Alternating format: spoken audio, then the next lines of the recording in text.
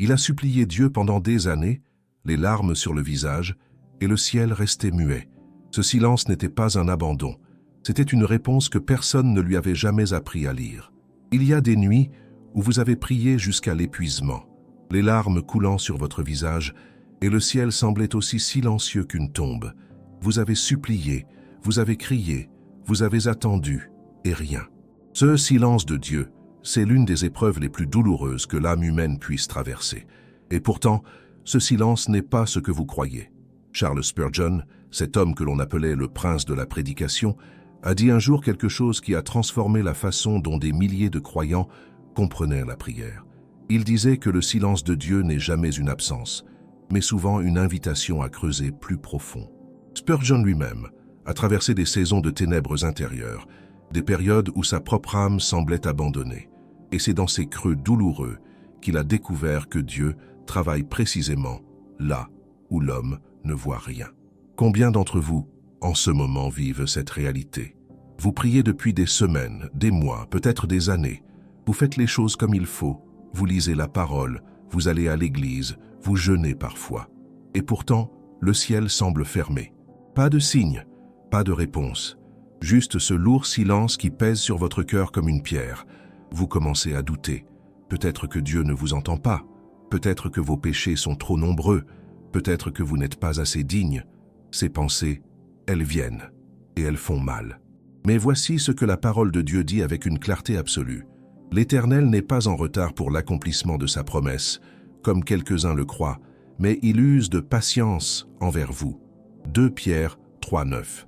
Ce verset ne parle pas seulement du retour de Christ, il parle du caractère de Dieu face à nos attentes. Dieu ne tarde pas, Dieu prépare. Spurgeon avait coutume de dire que la prière est moins une question de mots que de positionnement. Se positionner devant Dieu non pas pour lui dicter nos volontés, mais pour aligner notre cœur avec la sienne. Et cette vérité, elle change tout. Pensez à un enfant qui demande à son père une chose que le père sait être mauvaise pour lui. Le père aime trop son enfant pour dire oui immédiatement. Alors il attend, il prépare. Il façonne l'enfant pour qu'il soit prêt à recevoir ce qui est vraiment bon. Ce silence, c'est souvent la forme la plus haute de l'amour paternel de Dieu. Il existe cependant des raisons bibliques très précises pour lesquelles nos prières semblent parfois rester sans réponse. Des raisons que la plupart des croyants ne connaissent pas ou qu'ils n'ont jamais osé regarder en face. Des raisons qui, une fois comprises, peuvent transformer radicalement votre vie de prière et votre relation avec Dieu. Ce n'est pas une leçon de théologie froide que nous allons parcourir ensemble aujourd'hui. C'est une rencontre avec la vérité vivante. C'est une invitation à regarder honnêtement ce qui se passe entre vous et le Père Céleste quand vous vous agenouillez dans le secret. La parole dit en Ésaïe 59, 1, 2. « La main de l'Éternel n'est pas trop courte pour sauver, ni son oreille trop dure pour entendre.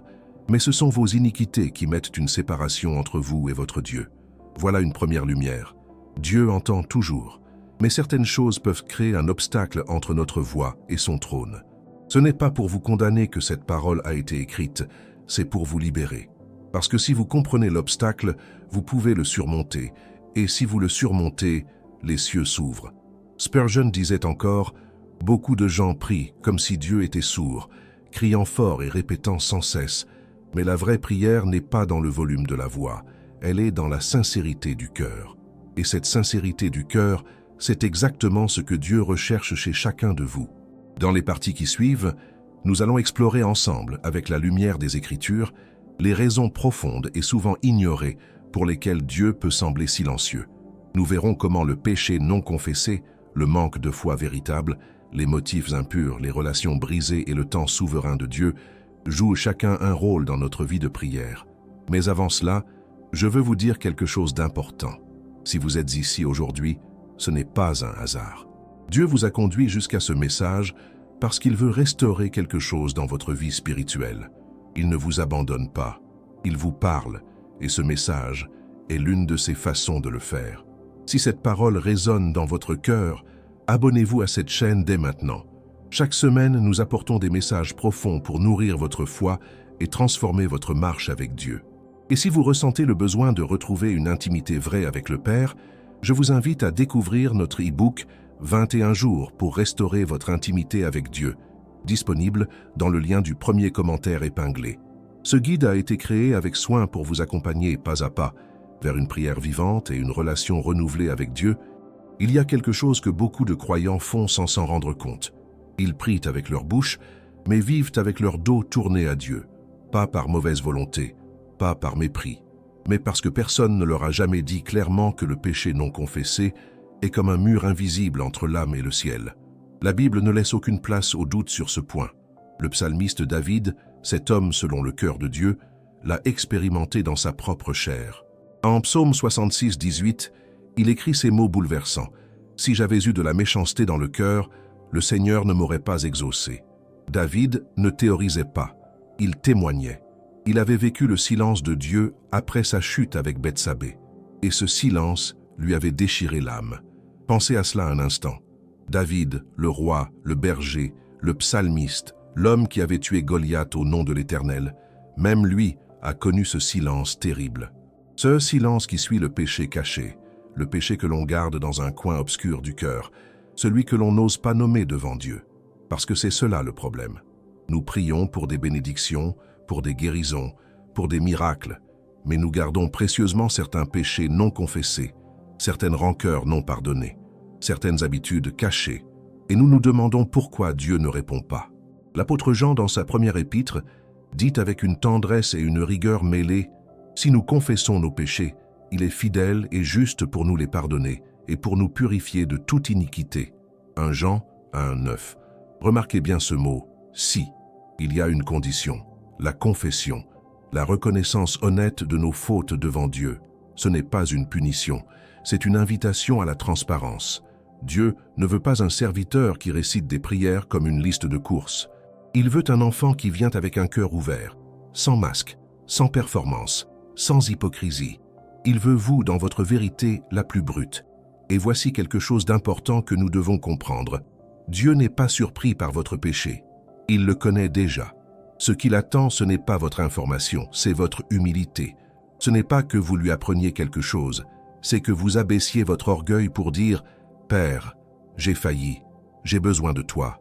Mais le péché non confessé n'est pas la seule barrière. Il y a aussi quelque chose de plus subtil, de plus difficile à identifier, et pourtant tout aussi dévastateur pour la vie de prière, les motifs impurs.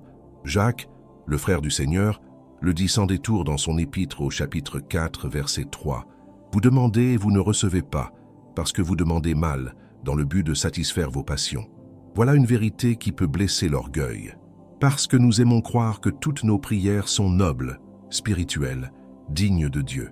Mais combien de fois avons-nous prié pour quelque chose en réalité pour notre propre gloire, notre propre confort, notre propre satisfaction? Combien de fois avons-nous demandé la prospérité pour dépenser, la santé pour vivre comme nous le voulons, le succès pour être admiré? Dieu lit les motifs avant de lire les mots. Il ne juge pas seulement ce que vous demandez, mais pourquoi vous le demandez. Et quand le motif est souillé d'égoïsme, la prière perd sa puissance, non pas parce que Dieu est cruel, mais parce qu'il refuse d'alimenter ce qui vous éloignerait encore plus de lui. Imaginez un père sage qui voit son fils lui demander de l'argent. Si le père sait que cet argent sera utilisé pour quelque chose de destructeur, l'amour lui commande de refuser. Ce refus n'est pas de l'indifférence. C'est de la sagesse paternelle à l'état pur. Et Dieu, dans son infinie sagesse, agit exactement de cette manière avec nous.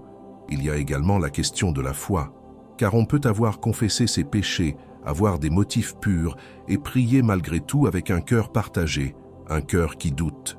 Jacques dit encore en chapitre 1, versets 6 et 7, « Mais qu'il demande avec foi sans douter, car celui qui doute est semblable au flot de la mer, agité par le vent et poussé de côté et d'autre.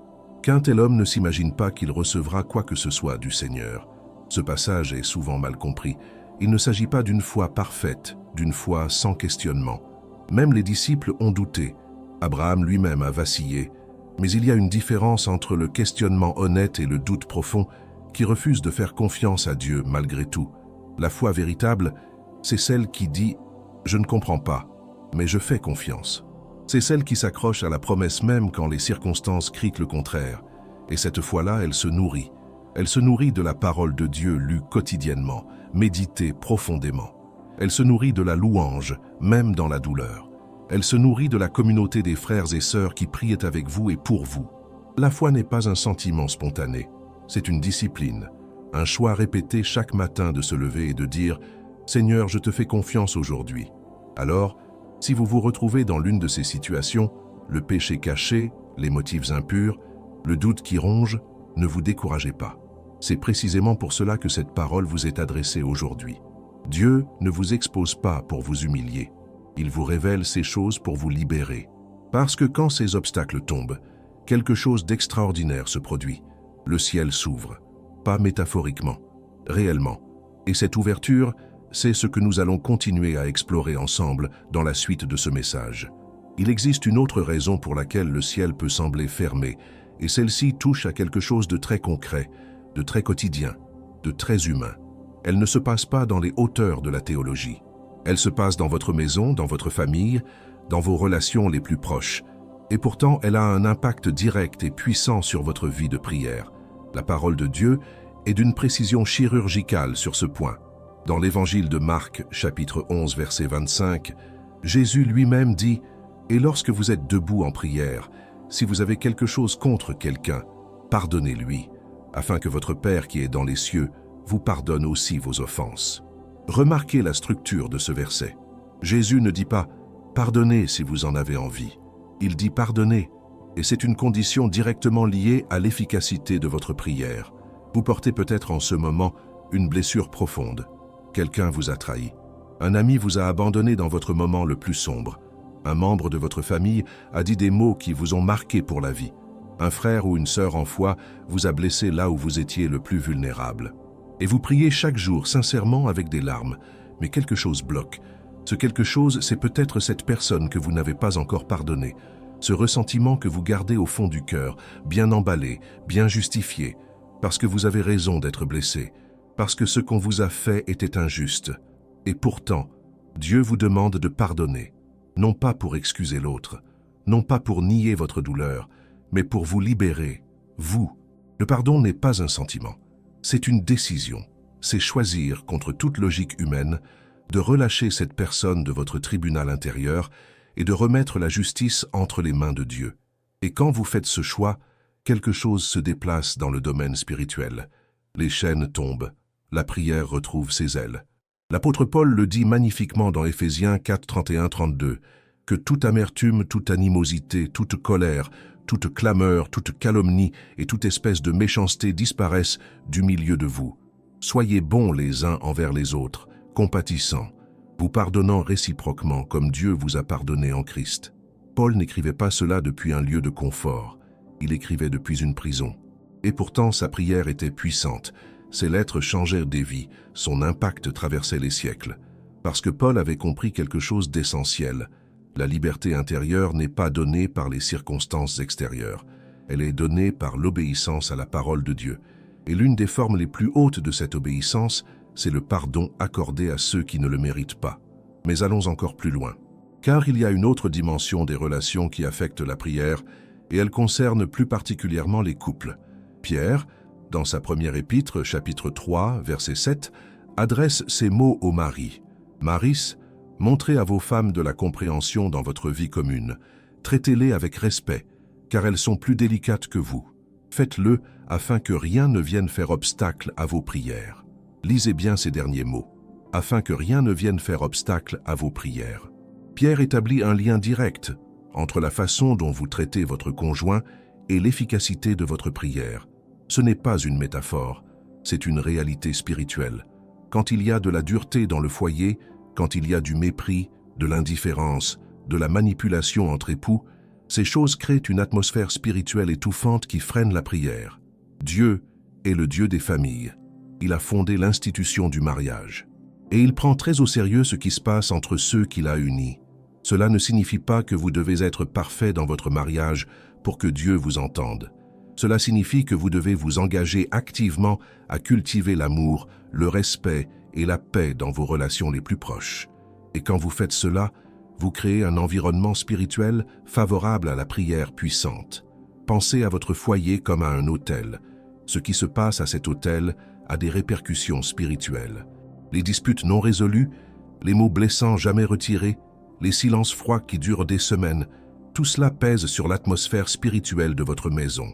Mais à l'inverse, la réconciliation, la tendresse retrouvée, le pardon offert entre époux, tout cela élève cette atmosphère et ouvre les portes de la grâce divine. Alors, regardez autour de vous. Y a-t-il quelqu'un dans votre vie à qui vous devez pardonner? Y a-t-il une relation brisée que vous avez évité de réparer parce que cela vous coûte trop? Y a-t-il dans votre foyer une distance que vous n'avez pas voulu combler?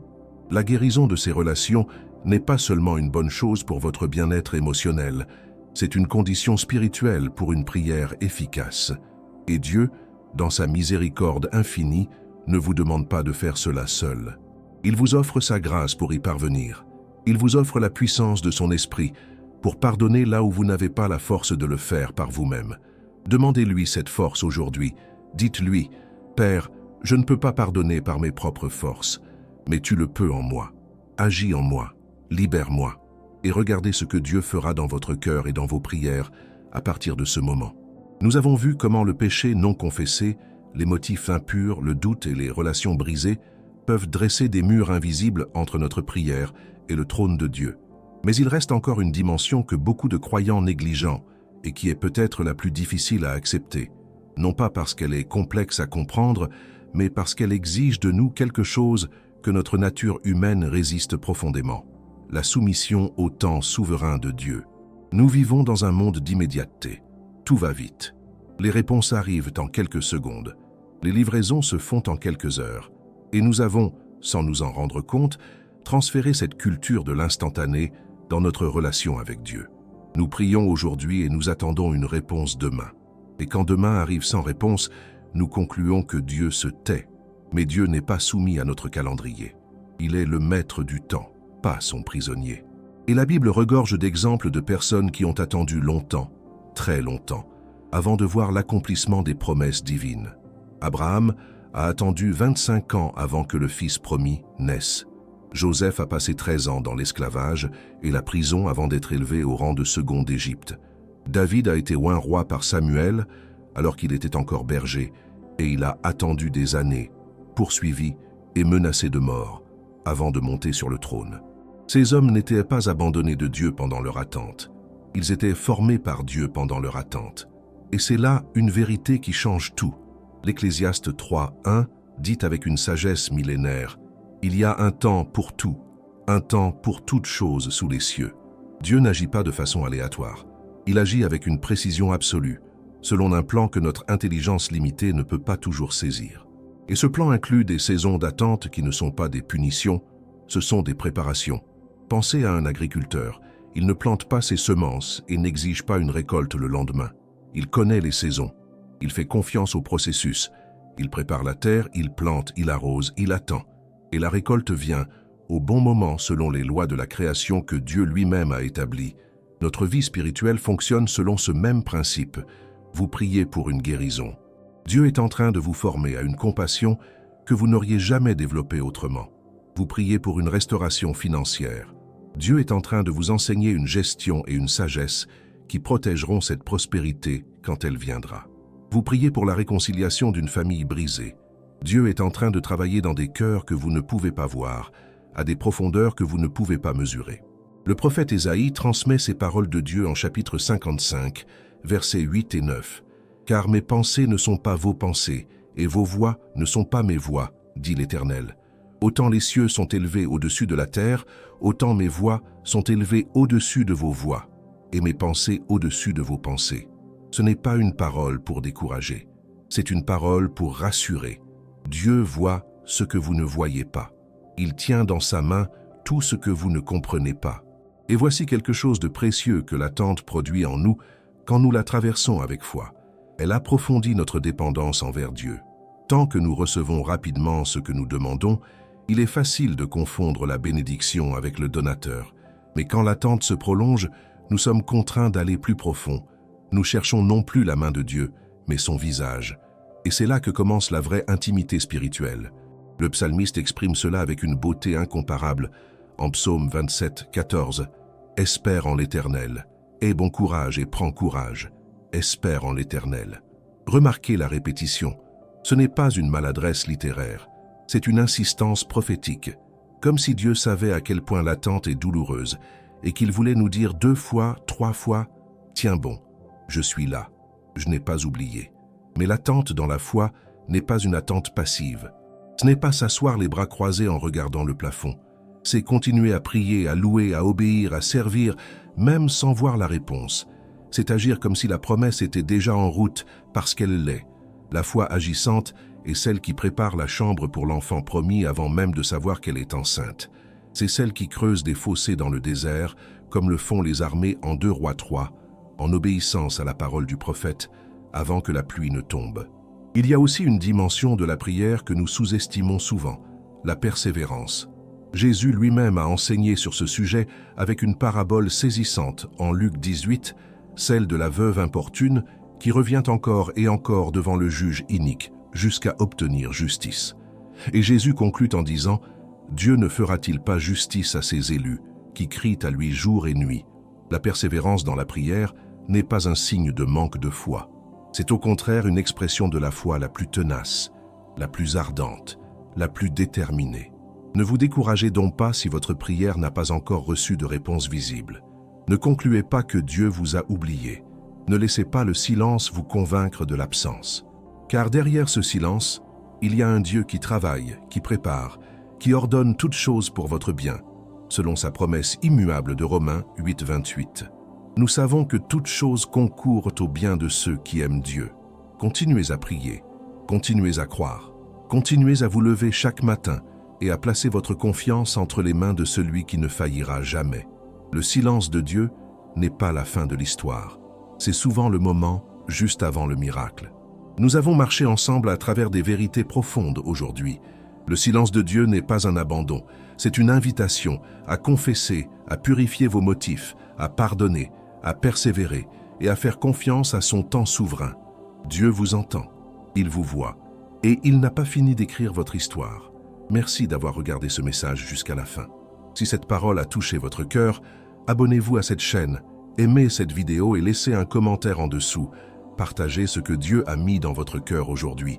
Et si vous désirez approfondir votre intimité avec Dieu, découvrez notre e-book « 21 jours pour restaurer votre intimité avec Dieu » dans le lien du premier commentaire épinglé. Les prochaines vidéos qui apparaîtront à l'écran vous attendent.